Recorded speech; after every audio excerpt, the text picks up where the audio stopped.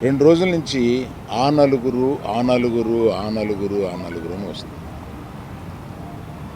ఆ నలుగురు కొంచెం ఆ నెగిటివ్ షేడ్ తోటి, ఆ నలుగురు కబంధాస్తాలతోటి ఈ ఇండస్ట్రీని పట్టుకుని, బాబు ఆ నలుగురికి నాకు సంబంధం లేదు, ఆ నలుగురిలో నేను లేను.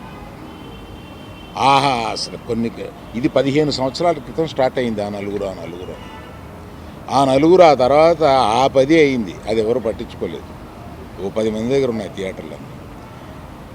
నేను ఆ నలుగురు వ్యాపారంలో నేను బయటకు వచ్చేసాను. నేను లేను. కోవిడ్ ఆ టైంలోనే బయటకు వచ్చేసాను.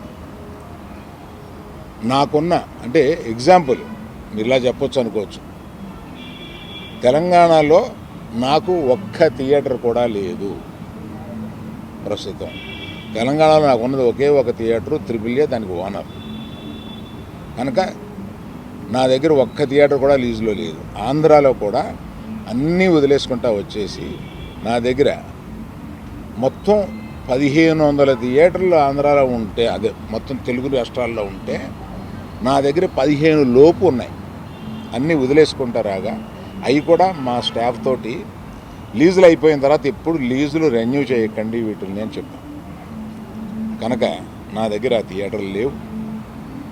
ఎందువల్ల నన్ను అంటే పాత అలవాటు కొద్దీ అందరూ నన్ను ఆ నలుగురులో అది ఏదో ఫోటోలు వేయడానికి మాది బాగుంటాయి కనుక అందరి పెద్దల ఫోటోలు వేస్తా, విమర్శకు బాగుంటుంది కనుక కొంచెం అలా విమర్శిస్తున్నారు. నేను దయచేసి మీడియా మిత్రులను అడిగేది ఏంటంటే, ఆ నలుగురు అని వేసేటప్పుడు నన్ను కలపకండి. నేను లేను, ఆ వ్యాపారంలో లేను. నేను అన్నీ వదిలేశాను.